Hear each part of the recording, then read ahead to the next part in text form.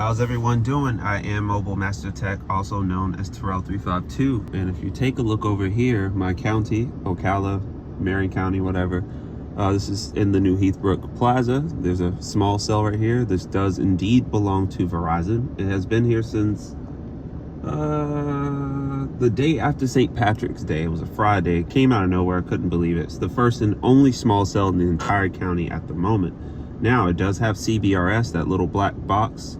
See if I can zoom in on that. On the little right below the thing, that's CBRS, the only CBRS antenna in the county, once again. And yeah, really cool to see. Verizon and T-Mobile very recently upgraded the tower in this area. This is one of the busiest areas in the county, if not the busiest area in the county, on the southwest side. Before here, every carrier but AT&T struggled. Verizon basically didn't work. T-Mobile was in the same boat. But let's take a look at what's going on now.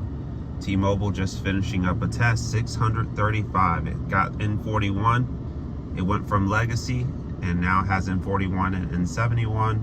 And the speeds are literally night and day different. Fantastic showing. Verizon, it got band 5. It didn't get N5, which is weird. It can do it, but for whatever reason, it chooses not to. And it didn't get C-band for some reason. Don't understand why. It doesn't make sense. There's areas in the middle of nowhere that got C-band before this tower. Just wasn't in the... At first, I thought it was maybe they ran out of equipment, had to come back or something. But when I took a look at the permit, I seen it literally just wasn't in the plans, which didn't make sense.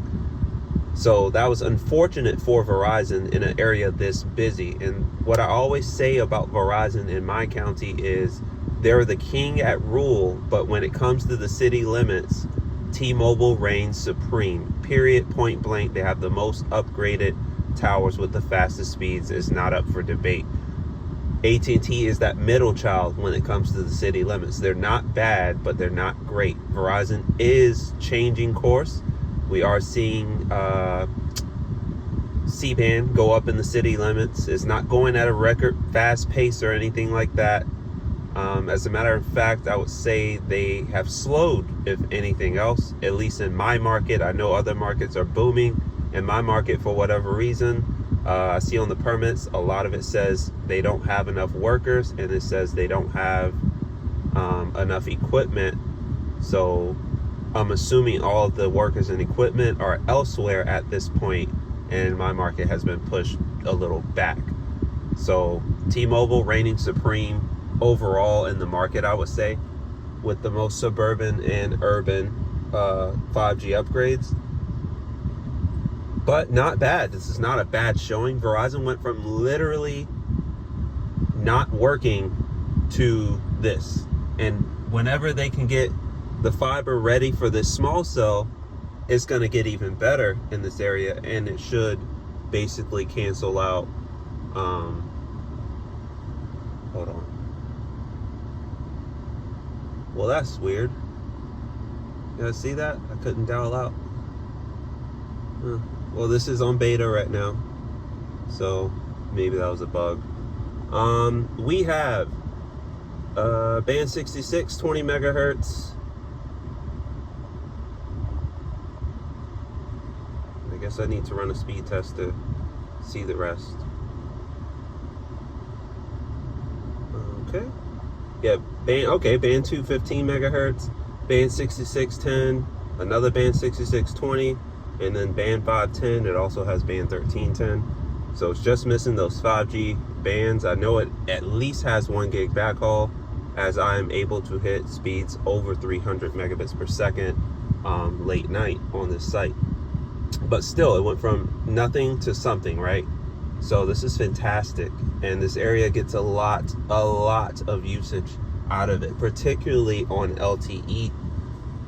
On the LTE side of things, and I can kind of show you with T-Mobile what I mean by that. So we're gonna go back to T-Mobile really quick And as you can see, the speeds dropped drastically. Now, what is it running? It depends. If it goes to 2.5, the speeds are a lot better. But if it's not on 2.5, it's about 20 something down on LTE, where it's hundreds of megabits up on 5G. So night and day difference, and it tells you that most people in this area are still on LTE devices. So hopefully they can get those upgraded, but this is great for LTE. 60 for the down, the upload, and you know, band 41, it is what it is. That's how they roll. The upload speeds usually are not very good. So if we go back to 5G, you'll see the ping times should drop. Yep, there it is. And the speeds skyrocket. 140 megahertz, I believe, on this site. Some did go to 150, but not all of them. The newer ones, like this one, stayed at 140. So I assume there will be a second wave to go to 150. But this one right now, 20 for band 2, which is new. It was 15, now it's 20 after Sprint's 3G was shut down. So very good speeds though. T-Mobile doing great, Verizon doing much better. And now let's check out AT&T, the last wild card. They really typically don't do good in this area anymore. They definitely need C-band if I ever seen it. This is better than they normally do. And I am on the elite plan. This is the best plan. This is supposed to be no throttling, you know, the best plan. Now, let me cancel this test out and try to get on AT&T's own server to make it fair. Okay, there we go. So we're now on their own server, so we can make it fair. Okay, not bad. Slower than Verizon, but faster than T-Mobile. Now, this site has band 30 at 10 megahertz, band 13, 10 megahertz, and it crashed. Interesting. Let's try that again. Band 12, 10 megahertz, band 30, 10 megahertz, band 2, 15 megahertz, band 14, 10 megahertz. N5 just went from 5 megahertz to 10 megahertz.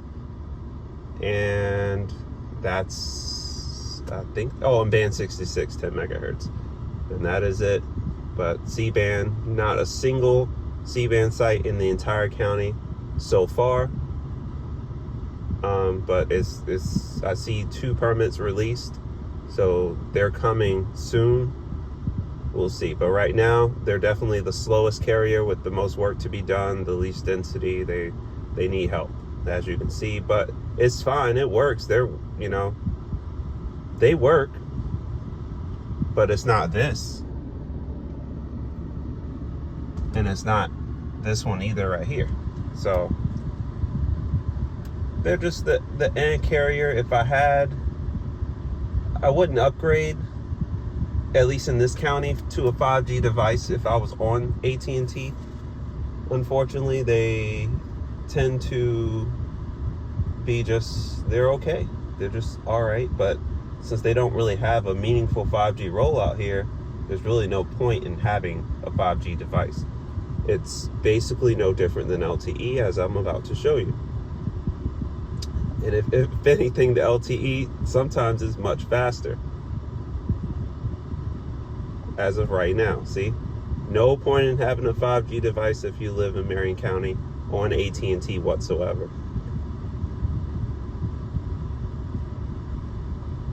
And I'm hearing, a lot of other places says that AT&T's 5G is amazing.